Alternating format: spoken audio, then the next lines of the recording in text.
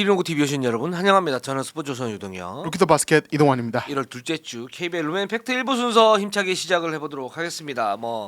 우리가 말이죠 예전에 그 만담을 좀 많이 했는데 또 거기에 대해서 또 이제 좋은 뭐 얘기도 있었지만 만담 많이 하지 말고 농구 얘기 많이 해주세요. 네. 이렇게 얘기를 해서 만담을 줄였습니다. 그렇습니다. 네. 근데 또 스물스물 기어 나오기 시작해요. 그렇죠. 저희의 본능인가 봐요. 네, 만담은. 네, 네, 네. 아니 그렇지만 저희가 또 농구 얘기할 때 또 농구 얘기하거든요. 네. 제가 또 그런 밸런스 잘 맞추면서 네. 한번 하면 좋을 것 같습니다. 밸런스 저기가 잘 못 맞추기 때문에 농구 팬 여러분께 야 닥치고 농구나 얘기해라 좀 이렇게 그렇죠, 얘기하시는 그렇죠. 거 아닙니까? 네. 네, 좋습니다. 오늘은 그럼 농구 얘기 위주로 네, 아주 네. 그냥 뭐 지방 하나도 없이 네. 깔끔하게 네, 단백질만 딱 공급해드리도록. 우리는 크블 인생이랑 달라요. 아또 크블 인생인가요? 네. 네, 좋습니다. 요즘 그 에어볼은 잘 하고 있나? 거기? 저는 이제 그 집 사람이 아니기 때문에 그렇죠, 예. 관심이 없어요. 잘하든 말든 뭐. 이동이 진짜 되게 싫어하더라고요. 네, 멤버들. 그렇습니다. 네, 그렇습니다. 네, 네. 네, 솔직히 이제 채널이 좀 큰 사고가 한번 터져서 망했으면 좋겠다. 이제 제 채널 아닌데.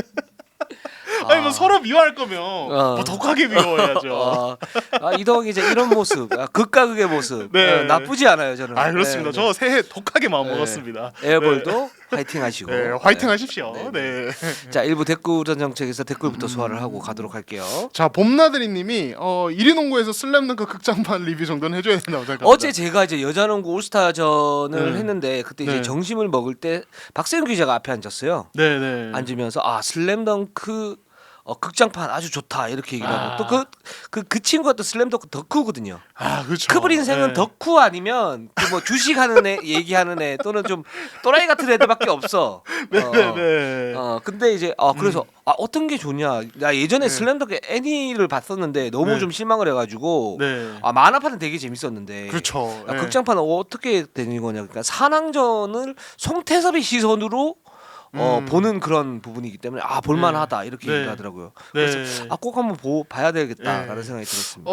저는 이제 세훈 선배와 성향이 비슷한 거예요. 저는 개봉일 날 달려가서 봤어요? 봤습니다. 오. 더빙판으로 자막판 더빙판으로? 말고 네. 더빙판으로 봤는데 일단은 제가 그날 겪은 바로는 저 같은 3, 40대의 남자가 굉장히 많았습니다. 그렇죠. 그럴 수밖에 없죠. 네. 왜냐하면 제가 슬램덩크를 한창 볼 때가 고등학교 1학년, 2학년 때였으니까. 네네. 딱 그 세대를 네. 그 세대가 굉장히 열광할 만한 어떤 그때는 컨텐츠고. 완전 미쳤었어요. 그쵸. 그리고 소년점프가 거기에서 이제 그 주간 나왔었는데 음. 그거 보려고 네. 돈 모아가지고 그거 사고 막 그랬었거든요. 그렇군요. 네.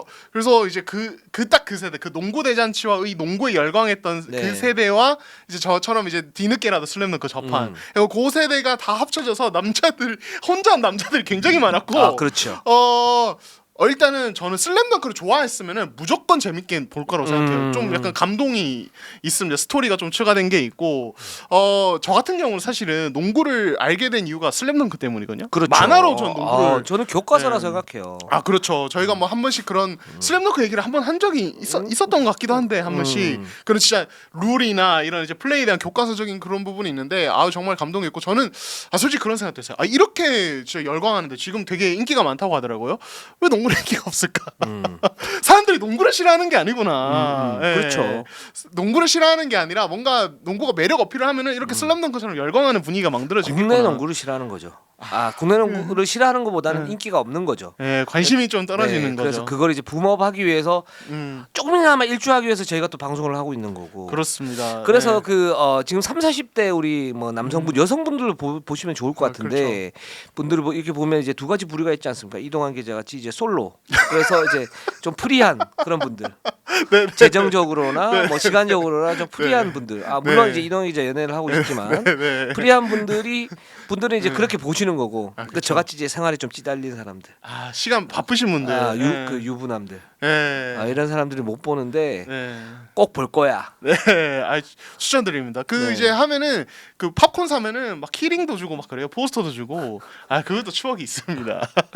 네. 네. 알겠어요. 네, 포스터를 준다고요? 네, 포스터랑 막 이런 거 증정품들이 있어요. 그 오. 팝콘 콜라 세트랑 같이 주는 요즘에 그런 게 되게 잘 그거 돼 있어서. 먹으면 네네네. 아 그 포스터를 준다고요? 네, 그 세트로 구매할 수 있는 게 있어요. 야 그건 못 참지. 예, 진짜. 네. 네, 그래서 아무튼 슬램덩크 지금 뭐 많은 분들 저희 채널 시청자시면 꽤 많이 보셨을 것 아, 같습니다. 그렇죠. 예, 예. 농구를 좋아하시는 분들이기 때문에. 아 슬램덩크에서 저희 이거 협찬 좀 해줘야 되는 거 아니에요?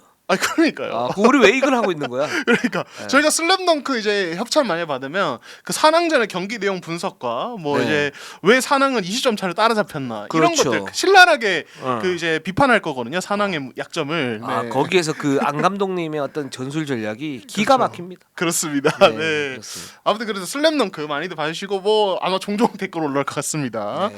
자, 자 초코송이님께서 저 작년부터 잘 보고 있는데요. 1, 2부 팀을 나누는 기준이 궁금합니다. 이 댓글에서 봤을 때 좀 조심스럽게 말씀하시는 부분이 있는데 그냥 싸 지르세요. 댓글 뭐 어때? 그러니까 그런 이제 얘기들이 있으시죠 종종. 아 빨리 보고 싶은데 이번에도 2부가 살짝 늦게 올라가니까 왜 우리 팀은 2부냐? 왜 이 팀은 맨날 1부냐? 예. 저희 기준이 예. 없어요. 그렇죠. 네. 저희는 그냥 하는 겁니다. 네, 그냥 저희가 네. 이제 준비를 어떻게 하냐면 그 10개 구단 리뷰를 이제 이동환 기자하고 저하고 같이 이렇게 논의를 해서 음.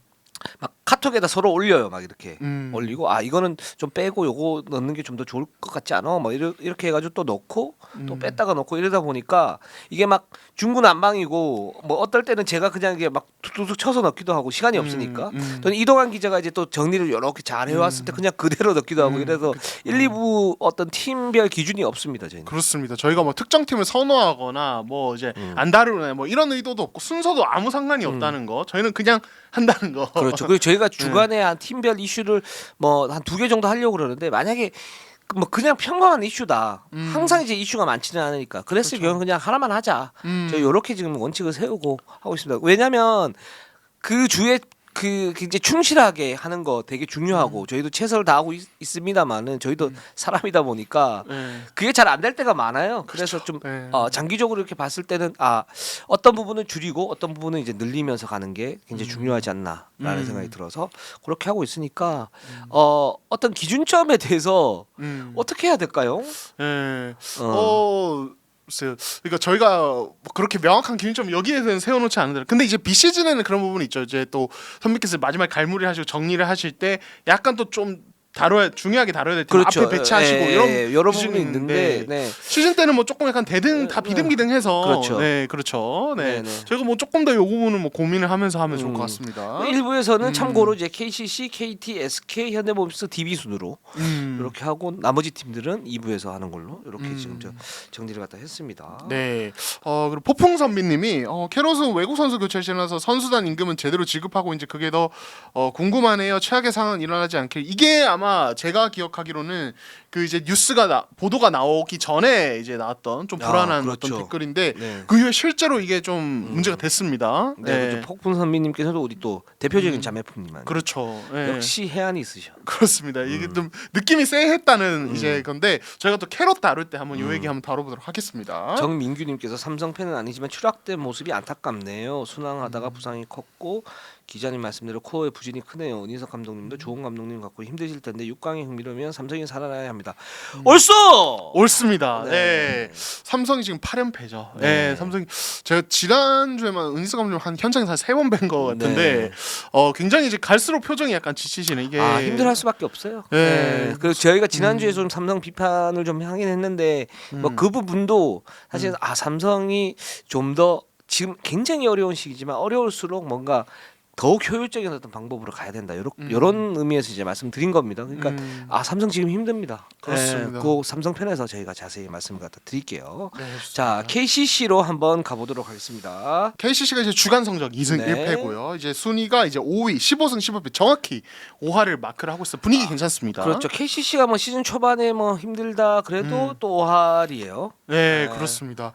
일단은 이승현이 지금 40분씩 근데 저자희 형님의 답은 똑같습니다. 아직은 방법이 없다. 방법이 없다. 네, 그러니까 너무 중요한 선수고 이게 지금 KCC가 팀 상황상 이 빅맨진의 어떤 가용 자원이 그렇게 풍부하지 않잖아요. 김상규도 네. 아직 컨디션이 네. 정상이 아닌 것으로 좀 알려져 있고 그렇기 때문에 또 이승현이 사실 있을 때 이 선수의 효과가 너무 크기 때문에 맞아요. 그런 부분에서 이승현이 좀 많이 분투를 하고 있고 라거나도 그래도 안 좋을 때보다는 그래도 좀 자리를 잡는 맞아요. 모습. 여기에 전체적으로 뭐 저희가 말씀드린 에너지 레벨이나 트랜지션 이런 것들이 가미가 되면서 확실히 이제 11월 안 좋을 때 12월 한 중순까지 안 좋을 때보다는 경기력이 많이 올라와 있습니다. 지난주에 저희가 이제 KCC였던 그 선수 구조가 좀 기형적이다 이렇게 말씀을 드렸는데 사실 이제 그 부분은 약점이죠. 그러니까 가드진이 너무 많고 윙맨 자원이 별로 없고 사실 백업 빅맨도 만만치 않고 그러니까 이승현 선수가 어떻게 보면 40분 거의 풀타임을 뛰면서 이렇게 가고 있는 부분이고 좀 쉬어줘야 되는 건 맞아요. 그리고 전천희 감독도 막 미안하다는 얘기를 많이 하죠. 이승현 선수한테. 그렇죠. 그러니까 자기도 아는데 만약에 이승현 선수를 뭐 쉬어줬을 때 치명적인 1패 1패가 쌓이게 되면 팀 자체가 올 시즌에 떨어질 수 있으니까 지금 어쩔 수 없다. 그러나 쉬어주려고 하려고 하는 의향들은 충분히 보이는 부분들이 있고 그래서 이 부분이 좀 불안불안하긴 합니다. 네. 그러나 지금 KCC는 여전히 괜찮다. 그렇죠. 이 괜찮은 이유가 최근에 이렇게 보면 사실 여기는 선수 구조가 여전히 저는 좀 기형적이라고 봐요. 그러니까 제퍼슨 같은 경우에도 굉장히 불안불안하고 왜냐하면 그렇죠. 이 선수가 스몰 라인업을 가동을 하는데 스몰 라인업을 가동하는 핵심은 뭐냐면 3점이 장착이 돼야 되는데 이 선수는 3점이 없는 선수란 말이죠. 그렇죠. 그리고 스트레치형 어떤 그 포워드가 돼야 되는데 이 선수는 스트레치형이 아니에요. 맞아요. 그냥 슬래셔인데 문제는 이제 0.7짜리 슬래셔. 그러니까 미드 점퍼도 어떻게 보면 약간 좀 불안한데 그나마 이제 좀 괜찮은 편이고 돌파가 굉장히 좋은 선수이긴 하지만 3점슛 능력이 없는 선수입니다. 근데 그럼에도 불구하고 꾸역꾸역 이렇게 지금 잘 버티고 있는데 좀 버티고 있다라는 느낌이 좀 많이 들고 두 번째는 그럼 제퍼슨이 만약에 들어갔을 경우에는 포워드 자원들이 좀 넘쳐나서 이 선수들이 높이에 대한 어떤 약점을 메워줘야 되는데 그렇지도 않아요. 여기는 보면 가드가 굉장히 많고 사실 3가드를 돌리기 이제 적합하긴 하지만 빅라인업을 사용하기는 쉽지가 않은 그런 구조이고 그렇죠. 그리고 또 하나는 뭐냐면 골 밑에서의 어떤 이승현 선수가 이제 잘하고 있지만 높이에서의 어떤 문제점 라거나가 블록이 안 되고 이승현도 블록 슛에 관해서는 사실 시즌에 그렇게 좋은 선수가 아니기 때문에 세로 수비에 대한 문제점이 있는 그런 상황에서 그 부분을 다른 방식으로 메워가면서 지금 KCC가 잘 나가고 있다. 그렇죠. 좀 이렇게 좀 해석이 되고 있기 때문에 잘 나가긴 하지만 여전히 좀 불안한 면은 있다. 그러나 주간 성적은 2승 1패 괜찮다. 그렇습니다. 이렇게 예. 볼 수 있죠. 일단 이제 5할 승률 이렇게 하면서 6강권에 진입했는데 이제 관건은 앞으로 이제 조금 더 위로 올라가려면 이 강팀들 상위권 팀들과 매치업에서 우위를 가져가거나 대등한 싸움을 계속 펼쳐줘야 되는데 이제 말씀하신 대로 어떤 조금의 기형적인 어떤 선수단 구성이 이 상위권에 있는 팀들 어떤 빅라인업과의 어떤 맞대결에서 약간의 좀 어려움을 주는 부분이 있지 그렇죠. 않겠습니까? 많이 어렵죠. 그러니까 네. 이제 보통 보면 이제 KCC가 최상위권으로 올라가려면 하위권 팀들을 확실하게 잡아놓고 최상위권 팀들과는 뭐 한 5할 오픈이나 6할 정도였던 승률을 했을 때 최상위권 올라가는데 이 팀은 상위권을 잡을 때도 있지만 하위권 팀한테 덜 밀려 잡힐 때가 있어요. 그러니까 매치업 상성 때문에 패하는 경우가 있고 지금 최상위권 팀들 같은 경우는 뭐 KGC, SK, 현대모비스, LG 이런 팀들은 이제 LG를 제외하고는 포워드진이 굉장히 풍부한 팀이고 여기에 대한 어떤 그 KCC 약점을 찌를 수 있는 팀들이기 때문에 따라서 이제 KCC가 지금 빅 라인업 또는 그런 높이에 대한 어떤 그 대응책을 가지고 가느냐가 굉장히 중요한데 지금 이번 주에 사실 SK전이라든가 또는 SK전이라든가 또는 그 간간히 그런 빅 라인업에 대한 실험을 하고 있어요. 그렇습니다. 네네. 네네. 그러니까 결국에는 이제 말씀하신 대로 군사에서 열린 SK전에서 SK 이제 빅라인업을 가지고 왔는데 이제 전재영 감독이 경기 전부터 얘기했어요. SK가 빅라인업을 요즘 쓰고 있고 우리가 아마 대응할 방법을 이제 오늘 보여드릴 거다 가져왔는데 단 우리가 라인업의 신장을 맞추는 게 아니라 다른 어떤 방책을 쓸 거다라고 했는데 이제 경기 뚜껑을 열어보니까 이제 어떤 매치업 존 디펜스를 쓴다지 이런 그렇죠. 부분이었거든요. 근데 이제 이 경기 내용을 보시면 이게 KCC가 역전패를 당했는데 4쿼터에 좀 밀리면서 네. 역전패를 당했는데 그 내용을 보면은 매치업 존을 썼다가 그냥 SK가 바로 그냥 3점을 계속 몇 번 맞으면서 그냥 바로 이제 해체를 합니다. 그러니까 이게 결국에는 이 신장의 열쇠를 변칙적인 존 디펜스로 만회를 하게 있었다는 거거든요. 예. 그리고 매첩전의 특성은 저희가 자막으로 지금 아마 뒤에 나가고 있을 텐데, 근데 이게 사실은 이제 SK 입장에서는 이런 변칙은 그냥 한번 깨버리면 사실은 그냥 아예 전력적인 라인업상의 우세가 그냥 무조건 점쳐지기 때문에 큰 어려움이 없는 거죠. 그러니까 그렇죠. 지금 SK가 이렇게 한 번에 그냥 깨버렸다. 그러면 사실 앞으로 KT나 현대모비스 이런 팀들은 KCC가 썼던 걸 다 봤을 거고 아마 준비가 또 될 거거든요. 그래서 KCC는 아마 계속 이 상대 빅라인업에 대한 어떤 대응이 좀 고민이 되지 않을까라는 생각이 듭니다.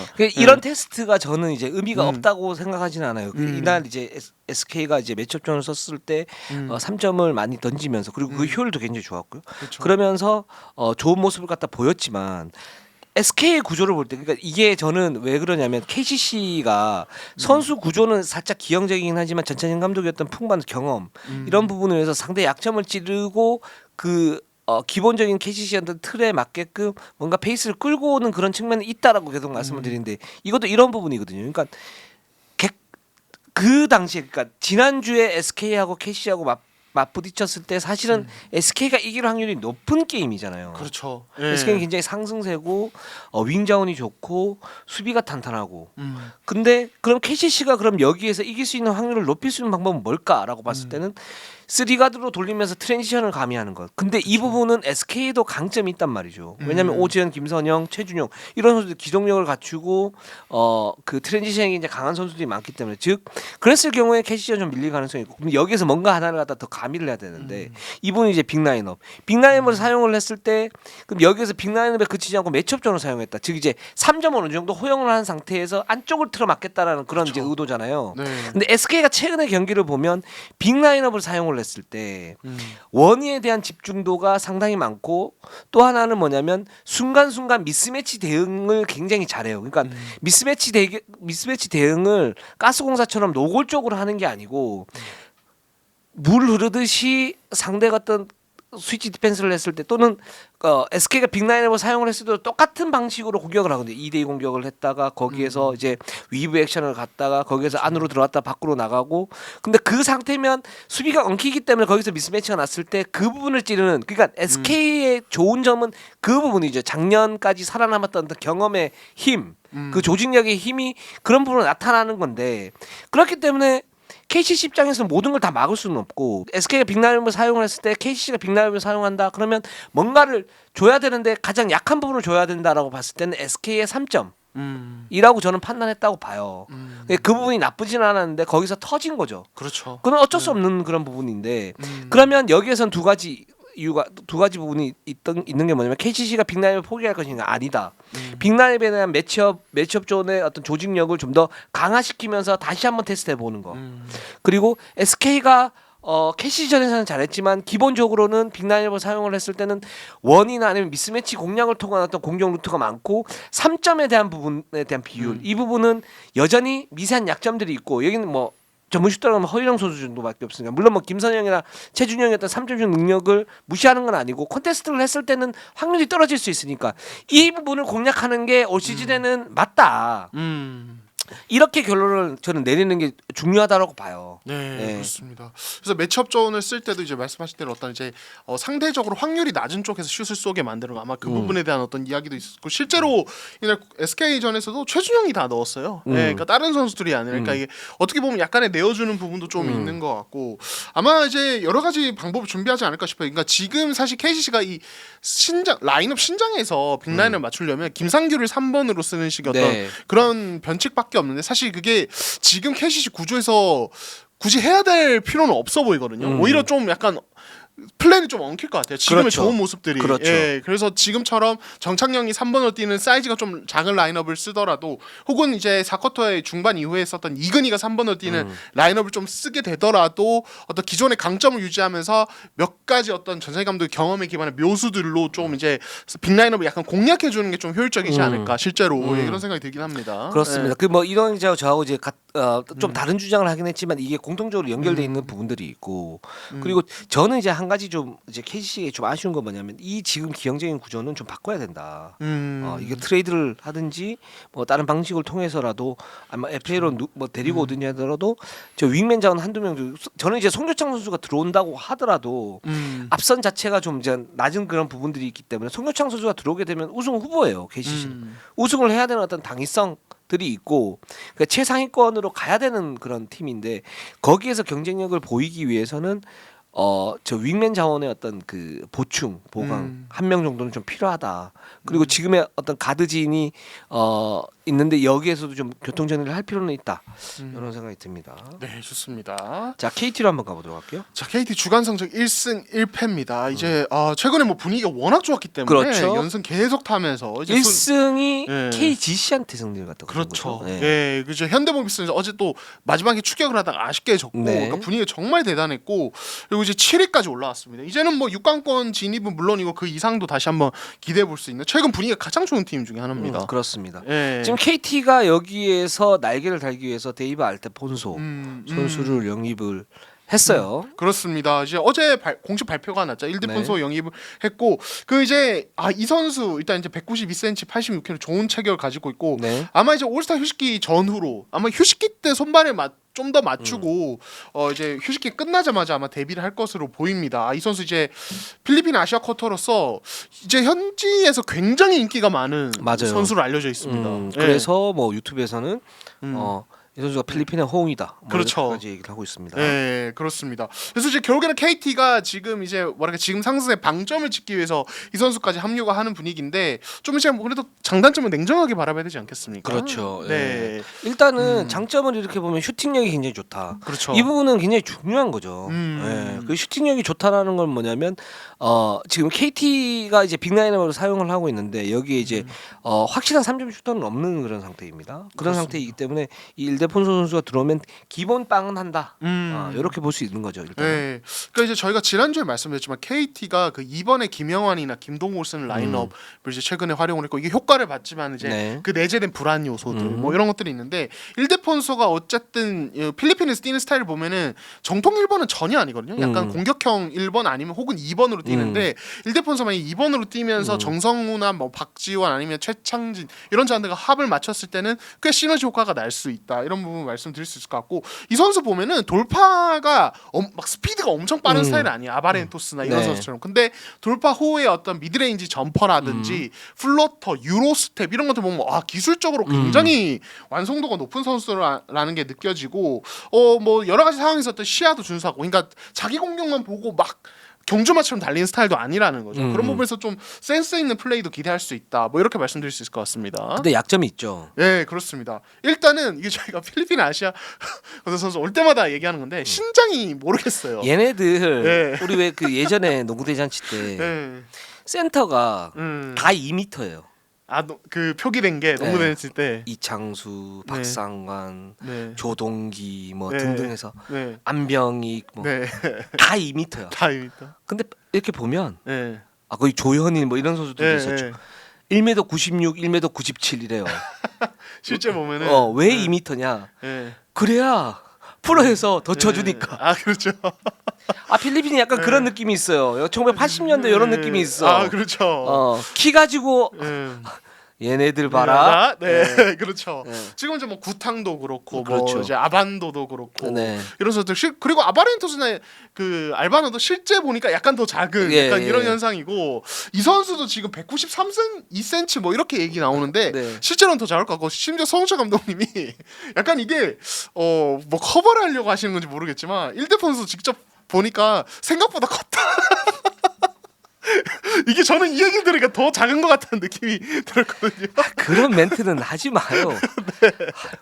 뭐 보면 다 아는데 그걸 뭐 또. 네. 그래서 이 선수가 지난해 그 이제 아시아컵 이제 출전했는데 그 이제 피바 공식 홈페이지 제가 보니까 거긴 또 183으로 나와 있어요. 1m 83으로 나와 있어요. 네, 그래서 네. 실제로는 그리고 최근에 아반도랑 같이 사진 찍었거든요. 이렇게 그 경기장에서 어깨 동무하고 살짝 커요 아반도보다. 아반도가 한 181 뭐 이 정도니까 네네. 아마 180 한 커도 한 4, 5 정도지 않을까. 그래서 신장은 크지 않을 것 같아요. 그래서 이게 신장 이슈가 있어서 아무래도 역시 이번을 보기에는 그렇게 큰 신장은 아니어서 이 부분이 좀 걸리고 그리고 이제 어쨌든 리머텍보다는 슛 위주였던 플레이를 펼치기 때문에 어떤 기복이 좀 있을 수 아반도가 조금 그런 면이 있죠. 예, 그래서 그리고 또 하나 이제 필리핀 선수들이 이제 지금 가지고 있는 공통적인 분모가 이 어떤 이제 한국에서 요구하는 어떤 조직적인 수비에 대해서 아직 적응도가 그렇게 높진 않다. 맞아요. 시간이 걸린다. 이 부분도 아마 좀 변수가 되지 않을까 싶습니다. 필리핀 리그가 세계에서 가장 공격적인 리그 중에 하나이기 때문에 공격력 자체는 굉장히 좋은데 이제 수비에서의 어떤 그 불균형은 있죠. 그렇습니다. 이런 부분에 대한 어떤 팀 적응은 좀 필요하다. 이게 뭐 KBL만의 특성이기 때문에 따라야 돼 이런 게 아니라 네. 기본적으로 농구는 이제 수비가 기본이 돼야 되는 그렇죠. 그런 부분이니까 그런 이제 농구적인 측면에서는 그런 부분이 중요하다라고 볼 수가 있을 것 같아요. 네, 그렇습니다. 이게 좀 리그적인 색깔이 다른 거죠. 필리핀은 말씀하신 공격적이고 그래서 이제 그 현장에서 들은 얘기 보면 감독님도 그렇고 이 외국 선수를 볼 때조차도 필리핀에서 뛴 기록에 대해서 이제 이게 그게 한국에서 왔을 때 절대적으로 뭐 치않는다 이렇게 보질 않거든요. 오히려 이제 한국에서 나간 선수들 케이스를 보면은 지금 저희가 지난 시즌에 그렇게 이제 비판을 했던 니콜슨이 필리핀에서는 아주 그냥 최고의 에이스입니다. 그러니까 그렇죠. 이것만 봐도 굉장히 공격적인 리그다라는 걸 알 수 있고 그래서 이 선수도 수비 적응도는 봐야 될 것 같고 네. 관건은 이제 KT에서 또 어떻게 활용이 될 것인가가 아닐까 싶습니다. 네. 그렇죠. 정성우 선수와 함께 투가드를 사용할 가능성이 굉장히 높고 이게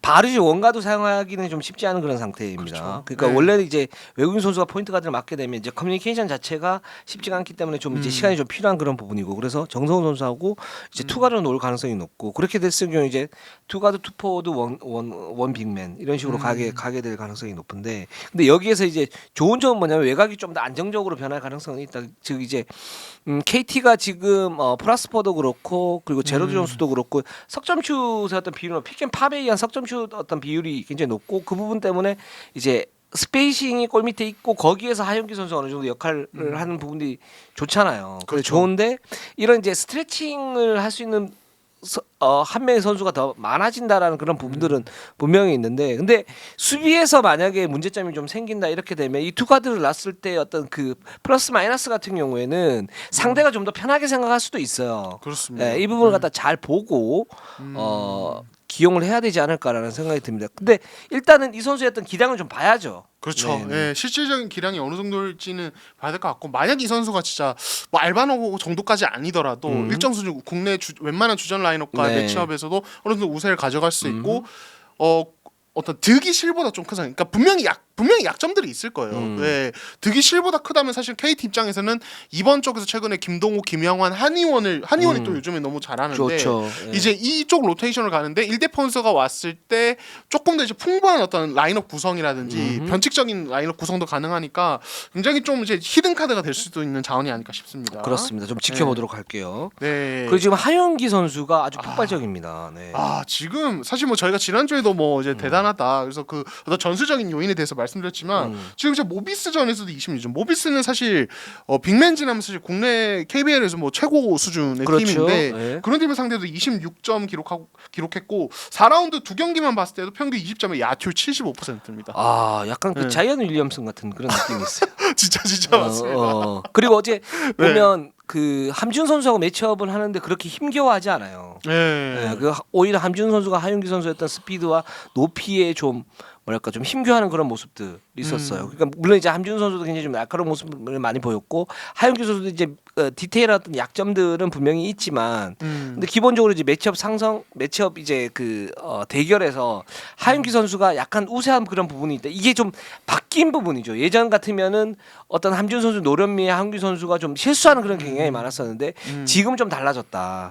이런 부분이 굉장히 좀 의미 있는 것 같습니다. 네. 그러니까 당장 이번 시즌에 4번 쪽 국내 빅맨 중에 누가 최고냐라고 했을 때 사실 진짜 꼽을 선수가 없었던 부분이 맞던 사실이에요. 왜냐하면 이제 오세근이 이번 시즌은 약간 이제 업앤다운이 조금 있는 상황이고 다른 선수들 중에서도 그렇게 막 대단한 두각을 드러낸 선수가 뭐 없었던. 이승현 정도 그렇죠. 김정규 좀 부진했다가 지금 좀 살아나고 있고 함준 여전히 좋긴 하지만 폭발력 조금 떨어지고요. 그렇죠. 장재석하고 함준이 이제 로테이션을 이제 돌리면서 둘의 어떤 그 유닛으로 굉장히 괜찮지만 따로 떨어져 놓고 보면 뭐 최정상권이냐 이렇게 봤을 때는 그 정도는 아니고. 그렇죠. 예. 예. 그런 상황에서 이 하용기가 사실 지금의 어떤 퍼포먼스라면 이미 약간 정상급으로 가고 있다. 예, 이런 생각이 들거든요. 예. 그렇습니다. 그래서 예.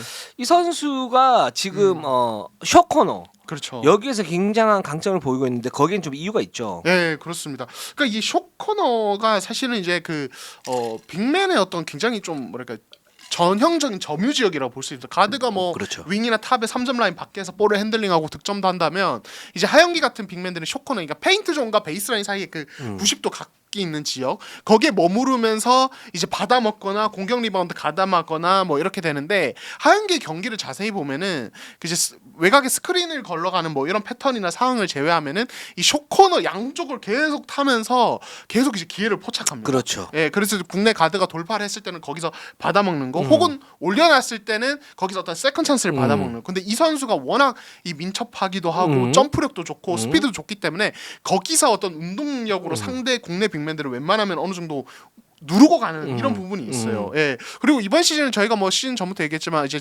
슈팅 레인지가 길어져다 보니까 거기서 사실 예전 같으면은 거기서 받았을 때 이제 지도자분들이 그렇게 말하죠. 발을 넣는 걸 잘해야 된다. 예, 거기서 한 발 안으로 페인트 좀 살짝 들어가서 바로 이지샷 마무리 되냐 안 되냐, 뭐 국내 빅맨의 가치를 바꾼다 이렇게 얘기를 하는데 사실은 이게 매번 그게 가능한 건 아니거든요. 네. 그럴 때 그냥 거기서 받아서 그냥 점퍼로 그냥 간결하게 짧은 미드레인지 점퍼로 탁탁탁 마무리하는 이런 상황까지 나오다 보니까 굉장히 좀 위력적인 어떤 모습을 보여주는 것 같습니다. 그렇습니다. 그래서 이런 그 내실이 이제 좀 다져지고 있는 그런 부분들이 있다. 물론 이제 2주 전인가 제가 말씀드렸을 때 양홍석이나 하용기 선수가 판을 바꿀 수 있는 그런 능력을 아직 가지지 못했다.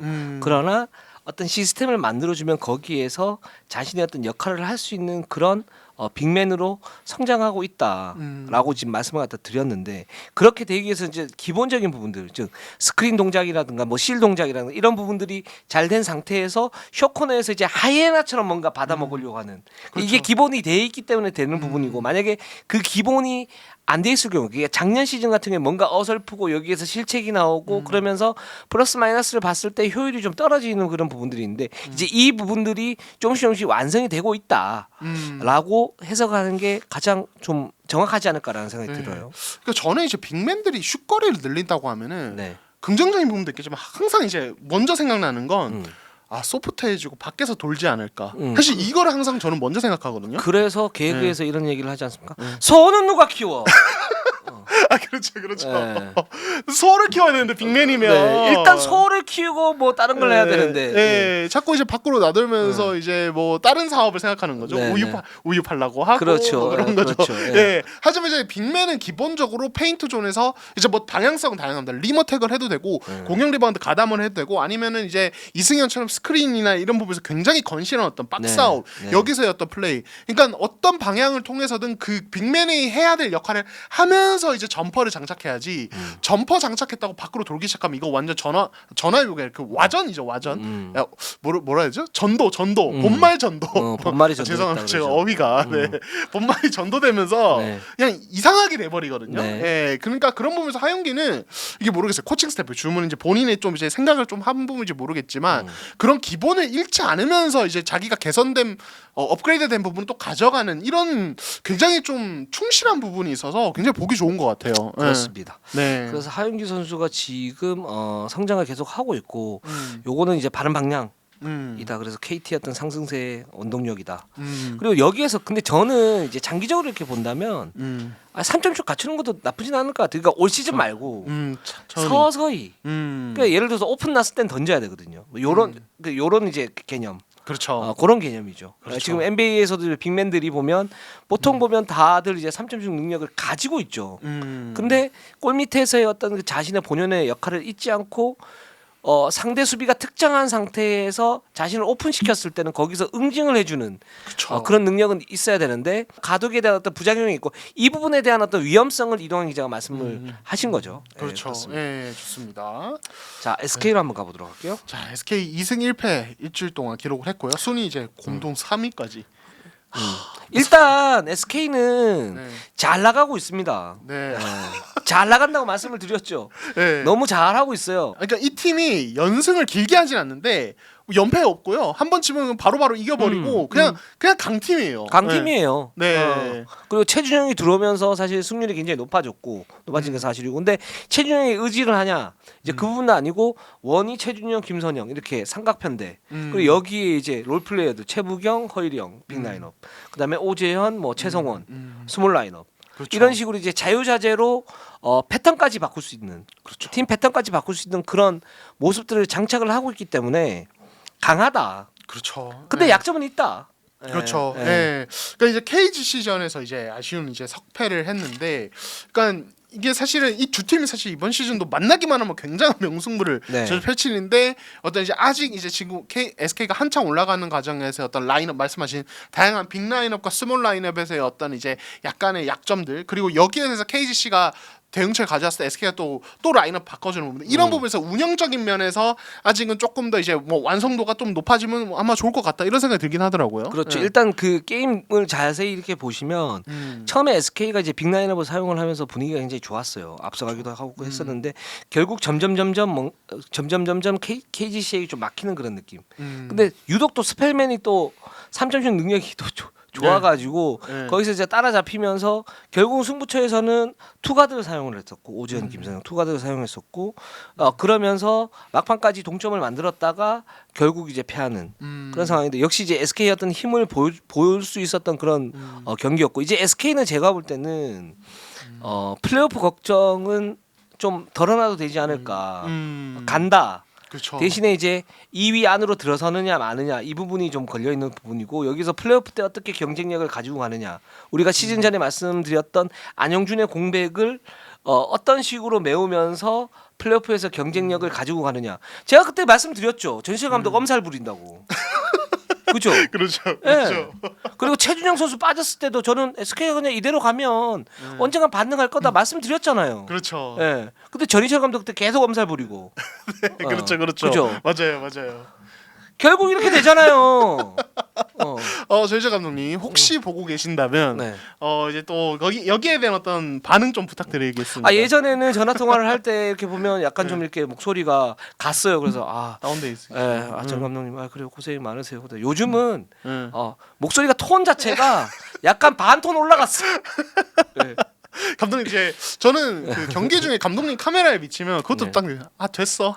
여유가 되게 느껴져요. 그렇죠. 여기서 뭘 해야 될지 딱 아시는 것 같고 이렇게 하면 되겠다. 약간 이런 자신감이 되게 느껴지신다고 해야 되나? 제가 네. 감독님들에 대해서 이렇게 좀 희화하는 거, 이거는 뭐냐면 뭐 제가 이제 꼰대력을 부린다 그래 이런 게 아니고 뭐 친하다고 뭐 이렇게 과시하고 이런 것도 아니고 뭐냐면 감독님이라 그러면 농구 팬 여러분들께서는 좀 뭐랄까 좀 약간 좀 이렇게 거리가 있는 것처럼 보이죠. 어렵게 근데 느껴지죠. 그분들도 사람이고 네, 그렇죠. 잘하시는 부분 잘하고 못하는 부분 못하니까 그거 이제 간격을 좁혀주기 위해서 제가 거기서 이제 말씀드린 거니까, 뭐 거기에 대해서 이제 뭐 불안하신 분들이나 아니면 좀 약간 좀 이제 좀 불편하신 부분이 있으면은 그건 감안해 주셔서 보시면 좀 더 괜찮을 것 같고요. 또 해당 감독님들께도 이렇게 뭐 만날 때 이제 농담을 해요. 그만 좀 해 뭐 이렇게 얘기를 하는데 계속 할 거예요. 네, 그렇습니다. 네.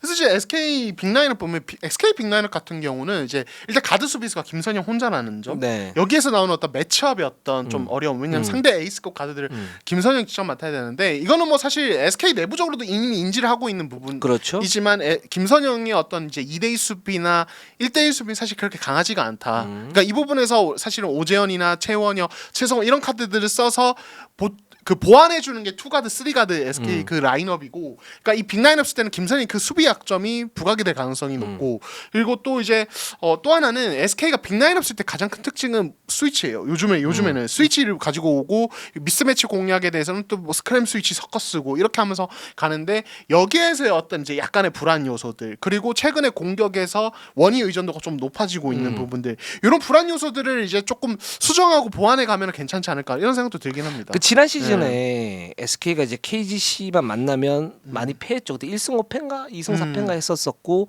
근데 이제 챔피언 결정전에서 물론 이제 서력을 완벽하게 하긴 했었지만 그때 당시엔 스펠맨이 정상이 아니었었고요. 그렇죠. 그랬던 부분이었고, 근데 올 시즌에도 이제 그런 구조가 구조가 계속 좀 되는 것 같아요. 그러니까 스펠맨에 대해서 저희가 계속 비판을 하지만 스펠맨 그나마 좋은 거는 뭐 어떤 부분이냐면 그러니까 외곽은 좀 불안하긴 해요. 이날도 이제 터졌고 그 부분에 대해서는 터졌어. 근데 다음 게임에 또 이렇게까지 할 수 있을까? 컨테스트 좀 했을 때는 이런 부분이고. 근데 대신에 수비에서는 굉장히 충실하거든요. 특히 스펠맨이 지난 시즌 이제 챔피언 결정전 때 좀 당했던 부분이 있기 때문에 SK에게 그 최준용 선수가 막 도발하고 이랬지 않습니까? 그렇죠. 그렇기 때문에 SK전만 만나면 이 꽉 깨물고 하는 것 같아요.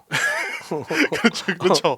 일단은 수비 리바운드나 뭐 박스아웃 이런 부분에서 굉장히 충실하고 원이 포스트업에 대한 수비도 굉장히 에너지 레벨 높게 임하다 보니까 뭐 저희가 지난 시즌부터 자주 언급을 했지만 원이와의 매치업에서 KGC가 그 부분을 걱정할 일은 사실 거의 없는 이게 큰 것 같아요. 그렇죠. 근데 SK의 공격 코어는 무조건 원이란 말이죠. 기본적으로는. 그렇죠. 네. 그러니까 김선영 원이 또는 최준영 원이 2대1을 통해서 어떤 거기서 나타나는 원이의 이제 플로터라든가 아니면 미스매치 공략이라든가 외곽으로 빼주는 이제 킥아웃 패스에 의한 석점이라든가. 근데 3점 슛에 대한 비율은 그렇게 높지 않고 원이를 이용한 공격들이 굉장히 많은데 원이가 기본적으로 막혀버리니까 SK 어떤 공격의 흐름이 그렇게 좋아 보이지는 않는다. 그러니까 KGC만 만나면 라는 생각이 들고 그렇기 때문에 이 부분의 해결이 안 되기 때문에 KGC가 여전히 SK에게 좀 강한 그런 측면이 있다. 올 시즌에도 3승 1패인가 그러니까 물론 이제 SK가 초반에 이제 정신 못 차릴 때 승리한 거 빼면 이제 1승 1패이긴 하지만 그런 구조적으로 봤을 때는 힘이 KGC가 조금 더 아직까지 나은 부분이 있다라는 부분하고 그다음에 최준영은 문성곤이 맞는데 이 부분도 문성곤이 이렇게 그냥 같이 맡아서 사석작전을 해버리면 그 다음에 나머지 선수들은 사실 오세근이 있고 뭐 변준영이 있고 뭐 스펠맨이 있고 선수들이 있으니까 KGC가 좀 더 나올 수 있다. 즉 이제 SK가 여기에서 좋은 거는 뭐냐면 빅라인업을 쓰면서 KGC의 그런 이제 튼실한 어떤 윙맨 자원들, 그러니까 문성곤, 오세근, 변준영 중심으로 인한 그런 이제 높이에 대한 그런 압박에 대해서 벗어나는 그런 부분들이 있기는 하고 그런 부분에서 좋기는 하지만 기본적인 어떤 구조 자체는 아직까지는 KGC가 우위다. 이렇게 좀 말씀을 드릴 수 있을 것 같아요. 네, 좋습니다. 이 두 팀은 진짜 이제는 거의 확고한 라이벌 구도가 좀 형성이 되고 솔직히 이번 플레이오프도 진짜 기대됩니다. 맞습니다. 근데 네. 지금 KGC도 뭐 KGC 편에서 말씀을 드리겠지만 이제 딜레마들이 있죠. 그냥 스펠맨의 외곽 도는 부분들 그리고 지난 경기 그러니까 SK가 아깝게 패했던 경기는 제가 볼 때 빅라인업에 대한 테스트는 괜찮았던 것 같아요. 거기에 사실 허일영 선수라든가 최보경 선수가 어떤 스피드 같은 약점들이 있기 때문에 스위치 디펜스로 최소화시켜 주는 것들. 즉 이제 안영준의 공백을 메우기 위한 그런 장치거든요. 맞습니다. 네. 그 물론 다 못 메워요. 그렇기 때문에 안영준이 대체 불가능한 자원은 맞고, 근데 그걸 메우려고 하는 테스트는 필요한 거잖아요. 그렇죠. 그리고 SK의 강점은 뭐냐면 KGC는 지금 1위를 달리고는 있는데. 뭔가 모셔널 패스를 사용했을 때 약간 불안한 측면들이 있거든요. 기복이 있고. 근데 SK는 점점 탄탄해지고 있는데 여기에 빅라인업을 장착을 하면서 우리는 빅라인업도 사용할 수 있고 투가드의 클래식한 어떤 그 포지션도 사용할 수도 있고 쓰리가드도 사용할 수도 있어. 그러니까 경기 당일에 그 선수들의 어떤 컨디션에 따라서 전술 변화를 좀 더 많이 가지고 갈 수 있는 부분들. 이 부분이 저는 SK가 지금 KGC 전에서 빅라인업을 사용했던 의미라고 생각을 하고요. 이거는 계속 가지고 가야 되는 그런 부분 아닌가. 그렇게 가다가 보면 플레이오프 때는 모를 수 있다. 그렇죠. 네. 네. 어떤 팀의 조직력이 좀 더 강한가. 그리고 거기에 어떤 미세한 어떤 진짜 실책, 당일의 컨디션 여기에 따라서 달라질 수 있다라는 생각이 들어요. 즉 지금은 KGC가 구조적으로 유리할 수 있지만 SK가 여기에서 빅라인업을 장착을 하면서 빅라인업, 스몰 라인업 그리고 클래식한 투가드 이거를 자유자재로 사용을 하게 되면 SK 경쟁력이 높아지면서 KGC와의 어떤 구조적인 어떤 약점, 그 매치업 상상의 약점을 메워가면서 갈 수 있다. 요 부분에 대한 어떤 그 가능성을 보여준 게임이 아닌가라는 생각이 들어요. 네, 좋습니다. 저희 남은 어떤 정규리그 맞대결 그리고 호캐나이스 플레이오프 맞대결 한번 좀 지켜보도록 하고 저희 자주 얘기하게 될 것 같습니다. 플레이오프에서 만났으면 좋겠어요. 네, 한 진짜 재밌어요. 챔프전에 만나도 괜찮고 이대로 네. 가서 또는 4강에 만나도 꿀잼일 것 같아요. 꿀잼 이야기입니다. 이기는 편 네, 우리 네. 편. 아 좋습니다. 네. 자 그러면 저희 또 이제 현대모비스. 네, 현대모비스로 한번 네. 가보도록 할게요. 자 현대모비스가 지금 약간 주춤합니다. 주춤했다가 살짝 주춤. 좋았다가 지금 이제 조동현 감독님이 고민이 좀 많으신 것 같습니다. 이제 어제 뭐 KT전 승리하면서 근데 여기 또 보면은 내용적으로 약간 선수단 운영에 변화가 좀 있습니다. 아 그렇죠. 네. 일단 최진수 선수가 들어왔죠. 그렇습니다. 사실 최현 선수가 이번 시즌에 뭐 부상으로 이탄해 있던 기간도 있었고 부상에서 돌아온 뒤에도 사실 로테이션은 거의 뭐 배제가 되어 있는 상황이었습니다. 이러다가 이제 최근에 이제 KT전에서 합류를 하고 25분 정도 뛰면서 좋은 활약을 펼쳤습니다. 아 네. 그렇습니다. 그러니까 이 현대모비스가 지금 이렇게 보면 뭐 약점에 대해서 말씀을 갖다 드리겠지만 일단 코어가 강하지 않아요. 맞아요. 예, 네. 코어가 강하지 않은데 그 강하지 않은 코어를 높이, 조직력, 로테이션 이걸로 메우고 있는 그런 형국이거든요. 그렇죠. 근데 여기에서도 이렇게 보시면 3번 자원에서 그러니까 자 센터지는 프림과 심스 그렇죠. 그다음에 장재석과 함지훈 요걸로 4, 5번을 메웁니다. 그다음에 1번은 불안전하지만 아바렌토스 서명진 뭐 여기 김동준이 들어갈 때가 있고 뭐 이렇게 가면서 메워요. 2번은 이제 이우석이 있고 이우석이 이제 뭐 고정적인 어떤 자원이라 그러면 여기에 이제 뭐 신민석이라든가 뭐 3번 4번 김영현, 네, 뭐 김영현, 김국찬 김웅찬 이렇게 가는데 네. 근데 2, 3번 라인이 이우석이 있긴 한데 나머지 한 자원이 사실 김영현이었었잖아요. 그렇죠. 근데 김영현이 지금 컨디션이 살짝 좀 떨어져 있고 이 선수는 전형적인 3&D란 말이죠. 그렇게 본다면 현대모비스가 공격이 좀 잘 안 풀렸을 때, 즉 이제 1번 라인에 백코트 진의 어떤 압박이 굉장히 가해지고 하이로 게임까지 막히는 그런 경우가 생겼을 때는 2, 3번 라인에서 뭔가 풀어줘야 되는데 여기에 대한 또 한계가 있었단 말이죠. 이우석이 이제 공격의 어떤 정확도나 이런 부분에 약간 좀 떨어져 있고 김영현은 3&D 자원인데 여기에 김국찬이 들어갈 수 있는데 김국찬이 들어가게 되면 수비 조직력이 좀 떨어지는 그러니까 코어가 약하기 때문에 나머지 부분들이 강화가 되면서 뭔가가 다 이루어져야 되는데 코어가 약하기 때문에 나머지 부분을 다 하려고 그러는데 여기에서도 세밀한 어떤 약점들이 생기기 때문에 이 팀은 기복이 좀 있었었고 그럼에도 불구하고 이제 상위권으로 갔단 말이죠. 그리고 김영현이 지금 좀 떨어지면서 뭔가 딜레마가 좀 생기는 그리고 이제 지금 같은 상태에서는 지금 17승 13패면 3라운드 4라운드니까 상대가 자신의 어떤 강점에 대해서는 준비를 하고 와요. 그렇죠. 여기서 또 이제 변화가 생기죠. 그러니까. 그래서 객관적 전력이 굉장히 중요하고 코어가 굉장히 중요한데 현대모비스는 그 준비가 어떻게 보면 야 이게 과연 되겠냐.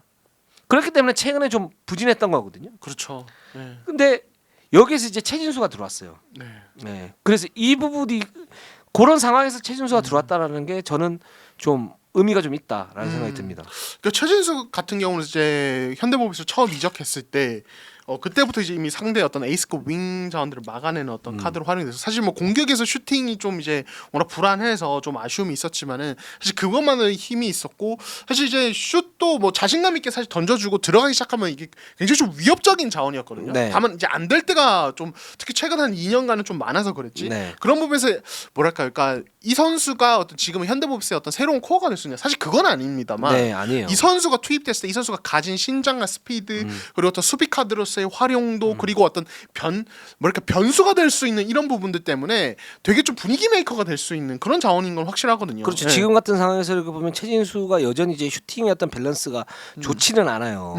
그렇기 때문에 뭐 한 2, 30분 뛰면서 이 선수가 코어가 된다 이거보다는 10에서 15분 정도 뛰면서 또는 이제 케이스 바이 케이스에 따라서 뭐 20분에서 30분 정도 이렇게 뛰면서 뭔가 팀의 보탬이 되는 이런 자원으로서는 의미가 굉장히 좀 있다. 그리고 현대모비스가 최진수가 들어오게 되면 또 하나 좀 좋은 거는 뭐냐면 물론 여전히 빅라인업이긴 했었는데 더욱더 빅라인업을 강화시킬 수 있다. 그렇죠. 그렇죠. 그래서 아바렌토스가 들어가고 이우석이 들어가고 이렇게 되면 더블 핸들러가 되죠. 그렇죠. 여기에서 최진수, 함지훈, 프림.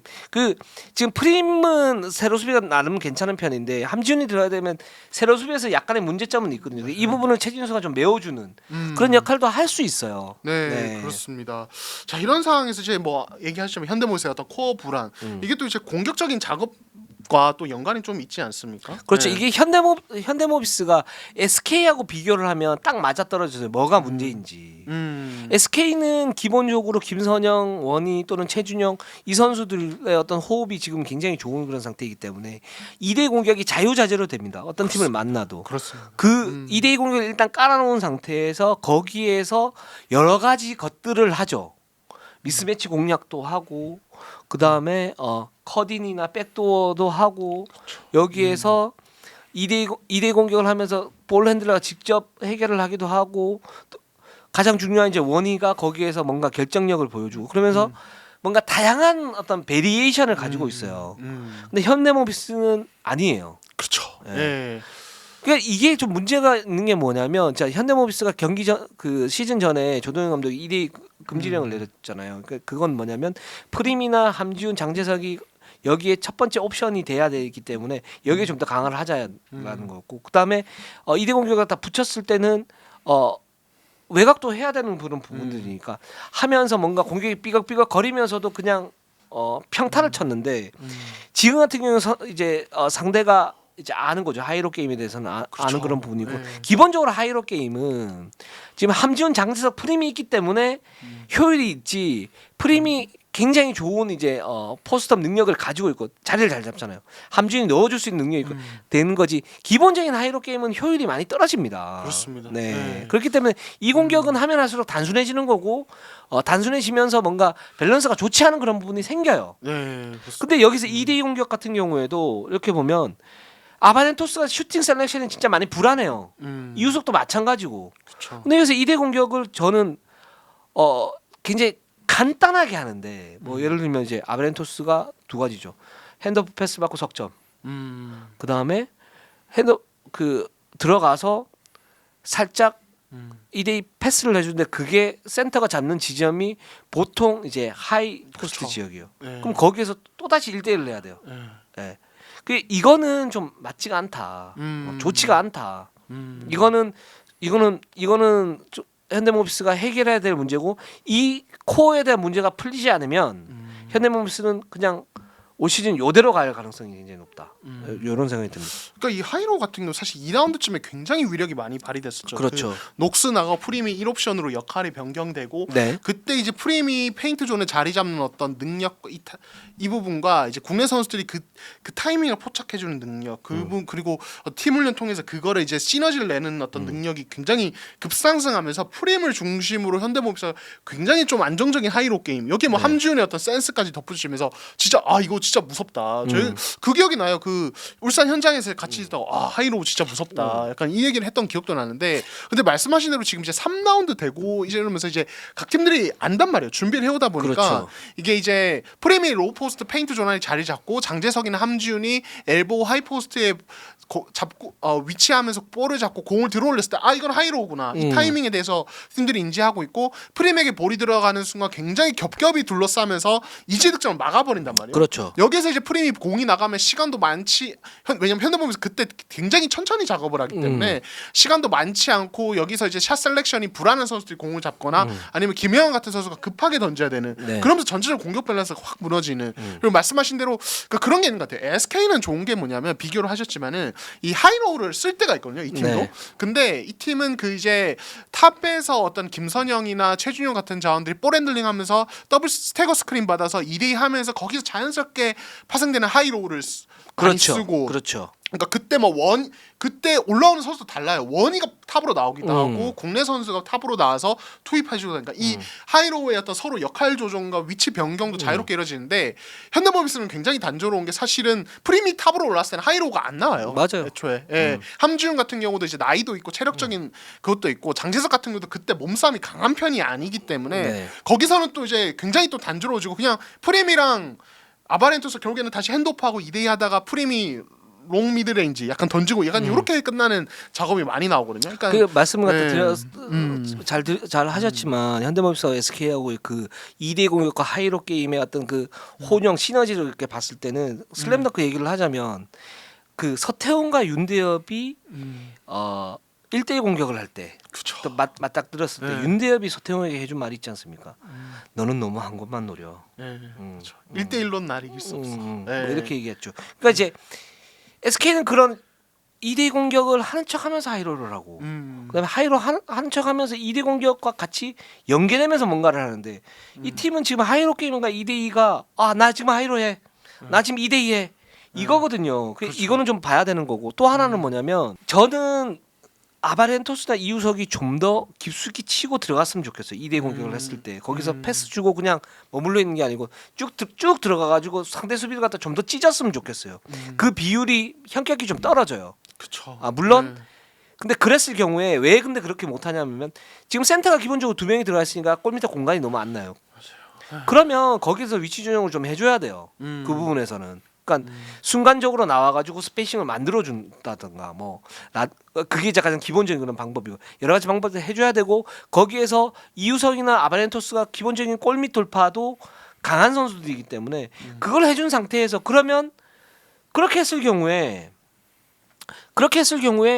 공격 리바운드를 잡을 수 있는 확률이 사실 현대모비스가 많이 올라가요. 맞습니다. 프림도 네. 그렇고 장재석이 돌아서는 장재석도 그렇고 이제 그런 공격을 좀 더 혼용을 해줘야 되는데 이제 그래서 여러 가지 이제 구조적인 어떤 문제점이 있는 거죠. 이거를 해결하지 못하면 현대모비스는 그대로 갈 그냥 가능성이 높다. 결국은 이제 4라운드, 5라운드, 6라운드 가면서 6강은 갈 수 있고 지금 같은 상태에서 뭐 3, 4위권 이렇게 갈 수 있지만 플레이오프에서는 결국 한계를 갖다 드러낼 가능성이 있다. 그러니까 이 코어에 대한 숙제를 해결해주고 이걸 해결했을 때 진짜로 아바렌토스라든가 이우석이라든가 또는 프림 이 세 선수의 어떤 능력이 좀 더 개화가 될 것이다. 라는 생각이 듭니다. 네, 좋습니다. 네. 그래서 현대모비스는 이런 딜레마가 있고 이걸 어떻게 푸느냐 이게 앞으로 행보에 굉장히 중요하다. 말씀드릴 수 있을 것 같아요. 자 마지막으로 자 DB로 한번 가보도록 할게요. 자, DB 주간 성적 이제 1승 2패고요. 이게 1승 이제 현대모비스 원정에서 네. 잡아낸 이제 승리고 네. 현재 9위입니다. 자, 근데 이제 이 팀은 굉장히 이제 큰 어떤 이제 이슈가 있었습니다. 이제 이상문 감독님이 이제 지금 7년째 이제 함께 팀에서 이제 시즌을 보내다가 이제 자진 사퇴를 이제 형식으로 팀을 물러났습니다. 그렇죠. 이 팀이 제가 계속 말씀드렸지만 좀 이상하다. 이상하게 뭐 라커룸 이슈가 있나? 그러니까 초반 두 경기가 거의 동네 농구였고 그다음에 5연승을 했잖아요. 근데 5연승을 했을 때 보면 객관적 전력이 나쁘지가 않다 이 팀이. 근데 뭔가 맞지 않는다. 물론 초반이기 때문에 그럴 수 있는데 경기를 그럼 치르면 치를수록 뭔가 좋아져야 되잖아요. 그렇죠. 그래서 팀의 응집력이 살아나야 되는 거고 그리고 여기에 되는데 이 팀은 계속 뭔가 부상이 있고 그 다음에 로테이션을 돌리는 로테이션이 삐걱거리고 그 다음에 이상문 감독은 강상재에게 대해서 뭐라고 얘기하고 그 이거는 이 밖에서 볼 때도 이게 뭔가 이제 안쪽에 문제가 좀 있다. 그 결국은 이제 이상문 감독 자진 사퇴로 이제 결론이 났습니다. 네, 그렇습니다. 그 이제 이상문 감독님 하면 사실은 많은 분들이 기억하시는 그 이제 DB에 처음 부임하셔 이 디온테 버튼과 함께 당시 이제 DB가 굉장히 이제 하위권으로 예측이 그렇죠. 됐다가 두경민과 버튼의 어떤 시너지 뭐 이런 것들을 통해서 이제 정규리그 1위까지 차지했었던 그리고 챔프전 준우승을 차지했지만 네. 이후의 과정들을 봤을 때 사실 이제 뭐 오누아쿠 있을 때 시즌도 좋았고 이렇게 네. 되면 사실 또 불안한 시즌도 많았고 네. 여기에 대해서 이제 이 이상문 감독의 어떤 능력에 대한 이제 평가도 좀 이제 어느 정도 갈리는 부분도 있었고 여러 가지 맞아요. 말들이 많았는데 근데 이제 이번 시즌에 사실 이제 이 이상문 감독님이 이 지휘봉을 놓게 되는 과정에서 DB가 보인 문제점들을 보면 이게 사실 저는 그런 생각이 들거든요. 이런 두경민, 김종규 어떤 컨디션과 이 경기력 기복 그리고 외국 선수들의 어떤 약간의 어떤 스타일의 문제 이런 걸 봤을 때 이게 사실 코칭 스태프가 이게 다 책임을 져야 되는 부분인가 사실 저는 솔직히 그런 생각이 좀 들긴 했었습니다. 예. 일단은 이상문 감독이 저 시즌 초 그 DB 지휘봉 잡은 초반에 로테이션이 너무 잘 됐잖아요. 그렇죠. 그러면서 이제 그때 당시 이제 노하우 같은 것도 얘기를 했었어요. 뭐 예를 들어서 뭐 한 3, 4일 전부터 이제 숙지를 시킨다. 그리고 팀에 끼워 넣는다. 그리고 이 선수가 실수를 하더라도 10분 이상 무조건 보장을 한다. 그리고 그게 굉장히 좀 뭐랄까 좋았었거든요. 뭐 그래서 뭐 나왔던 선수가 김태홍이라든가 서민수라든가 여러 선수들이 있죠. 그 선수들이 성장을 하면서 기본적인 코어, 강력한 코어를 통해서 DB가 굉장히 좋았던 그런 부분이고 근데 이게 바뀐 게 뭐냐면 올 시즌에는 로테이션 자체를 좀 기계적으로 하신 건 맞아요. 예, 그 뭐 정호영이나 이준이나 또는 여기에 그 박인웅, 그다음에 뭐 여러 선수들. 근데 승부처에서 이 선수들이 딱 들어가면서 여기서 마이너스가 많이 됐었거든요.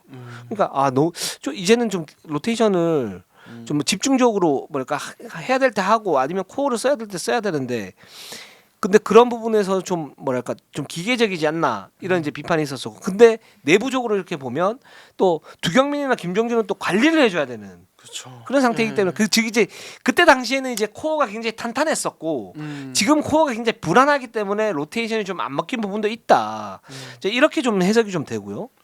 그다음에 이 강상재 길들이기 같은 경우에는 이건 좀 뜬금이 없었어요. 사실 그렇죠. 예. 그리고 박찬희 선수도 초반에 빠졌었죠. 그렇죠. 예, 뭐 여러 가지 루머들이 돌긴 했었지만 빠졌었고 그러니까 이제 이 팀의 응집력 자체가 기본적으로 이상문 감독이 초반에 부임했던 그런 부분과는 완전히 좀 달랐다. 즉 이제 이게 감독의 책임인 건 맞긴 맞는데 여러 가지 외부 변수들이 굉장히 좀 개입이 좀 많이 됐다. 좀 이렇게 좀 얘기를 할 수 있을 것 같아요. 네, 그렇습니다. 자, 그렇게 되면서 이제 DB가 이제 이상문 감독이 물러나고 김지성 이제 코치가 이제 또 감독 대행을 맡으면서 이제 모비스전에서 이제 첫 경기를 치렀습니다. 그렇죠. 김주성 감독 대행 같은 경우는 뭐 이제 예전부터 김주성 감독 대행이 이제 코치로 DB에 갔을 때 DB의 프랜차이즈 스타이기 때문에 당연한 수순은 아니냐 이렇게 했었고 근데 좀 너무 좀 일찍이긴 하다라는 그렇죠. 생각이 듭니다. 근데 현대모비스전에서 데뷔전 첫 승을 갖다 거뒀습니다. 네. 그 이제 이게 모르겠어요. 이게 감독이 이제 바뀌면서 주의봉을 잡는 이제 사람이 바뀌면서 이제 선수들이 이제 아무래도 정신적 데미지가 있겠죠. 네. 거기에서 이제 어떤 이게 좋은 부분에서 어떤 분위기 전환 뭐 이제 이런 부분도 있을 거고 선수들의 멘탈적인 부분, 그러니까 집중력이 좀 달라지는 부분도 있었겠지만 확실히 현대모비스전은 솔직히 말씀드리면 그 전까지 뭔가 모래알 같던 플레이들이 좀 많이 줄어들고 되게 조금 이제 어떤 유기적인 플레이도 많이 나오고 되게 좀 신선하긴 했습니다. 그러니까 저도 선수들 움직임 보면서 올 시즌에 가장 좋은데 그러니까요. 갑자기 백도어 컷이 굉장히 깔끔하게 네. 나오질 않나. 네. 이 공간 활용이나 이런 것들이 저런 플레이를 할 수 있는 네. 팀에서 DB가 약간 이런 생각이 저는 솔직히 보면서 들었거든요. 그러니까 이 팀이 네. 되게 헷갈리는 게 뭐냐면 객관적 전력이 나쁘진 않고 근데 코어들이 또 부상이고 근데 여기에 선수들 응집력이 떨어져 있어요. 그러니까 그래서 평가하기 되게 좀 힘든 팀이었고 그래서 실제로 감독들의 어떤 미디어데이 할 때 이제 아우승 후보로 DB 얘기도 나왔던 것처럼 나왔었는데 그래서 이 팀 무난히 그래도 갈 것이다라고 봤는데 훅 떨어졌단 말이에요. 근데 또 김주성 감독 대행이 딱 들어오니까 움직임 자체가 좀 달라져요. 이게 뭐지? 보면서 이런 생각이 들었어요. 그러니까 일단은 좀 다행이긴 하다. DB가 그 전에는 굉장히 좀 뭐랄까 팀 케미 자체가 좀 떨어져 있고 뭐 집중력 자체가 좀 떨어지는 그런 모습이었는데 이게 이제는 이제 기본적인 그런 이제 응집력은 굉장히 좋아져 질 수 있겠구나. 근데 이게 한시적이 되면 안 될 텐데라는 어떤 그렇죠. 걱정이 들었었고 두 번째로는 이게 뭐지? 왜 그럼 진작에 이렇게 안 했어? 그렇죠. 지금까지 뭐 한 거야.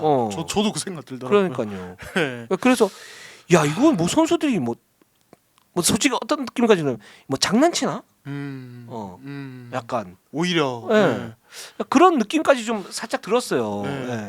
그러니까 저는 그런 생각이 들어요. 그러니까 지금 응집력 있는 팀들을 보면 SK 같은 경우 사실은 뭐 전희철 감독님의 그 스타일 기반으로 선수들이 이제 개개인의 자유분방함이 되게 시너지 효과 내면서 되게 그리고 굉장히 오랫동안 선발을 맞춰온 베테랑들이지 않습니까? 김선영, 뭐 최부경 같은 자원으로 굉장히 팀에 오랫동안 있었던 터줏대감이고 그 전희철 감독님도 뭐 코치로서 굉장히 오래 있었다 보니까 그 문화가 굉장히 정착되어 있고 리더십이 좀 있는 팀이고 KGC도 그렇고요. 네, KGC는 뭐 말할 것도 없고 네. 정말 끈끈한 팀. 네. 양희종의 요즘에 뭐 문성곤의 이런 그 끈끈함이 있는데 자 DB를 봤을 때 사실 DB의 그 선수 개개인 능력 봤을 때 이런값 봤을 때 사실 방금 말씀드린 두 팀에 비해서 밀릴 팀이 아니거든요. 네, 근데 이 팀은 결정적으로 그런 리더십이 없는 것 같아요. 그리고 그 코어들이 계속 장기 부상이에요. 네 맞아요. 네. 네. 전 두경민이 왜 컵 대회 나왔는지 모르겠어요. 그렇죠. 이럴 거면 그냥 재활 좀 더 하고 난 다음에 그냥 본 게임에 그냥 탁 나오면 좋은데 음.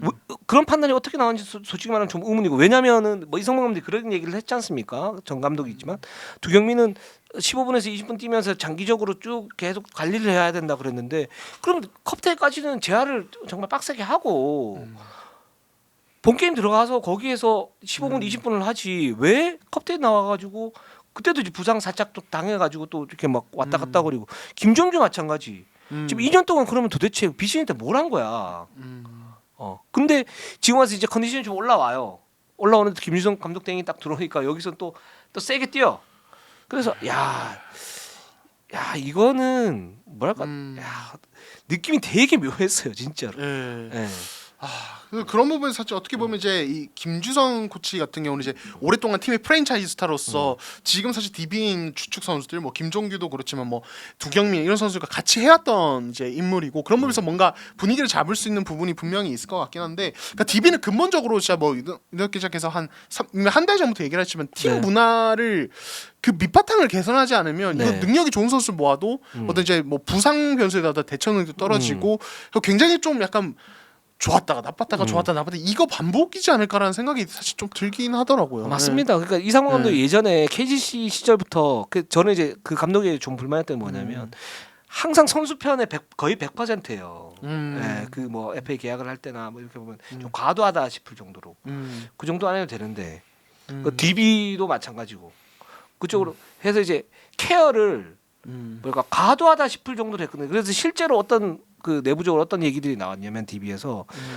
두경민하고 김종규하고 조절을 해줘야 되는 건 맞는데 DB 입장에서는 또 이겨야 되는 경기는 또 이겨야 되지 않냐 뭐 이런 얘기들도 있었었고 근데 그거를 이제 감독이 판단을 하는 부분이니까 그러니까 뭐라고 말할 수는 없는데 그러면 선수들도 여기에서 좀 더 뭐랄까 감독이 그렇게 케어를 해주면 여기에서 뭔가를 이렇게 보여줘야 되는 그런 부분들이 있잖아요. 그러니까 뭐 근데 그런 게 없이 이제 이상원 감독이 딱 떠나니까 거기 두경민은 뭐 아버지 같은 분이었다 그러고 김종규는 미안하다 그러고 그리고 김주성 감독 때는 딱 들어왔을 때 전례 없는 어떤 적극적인 움직임을 선수들이 보여줘.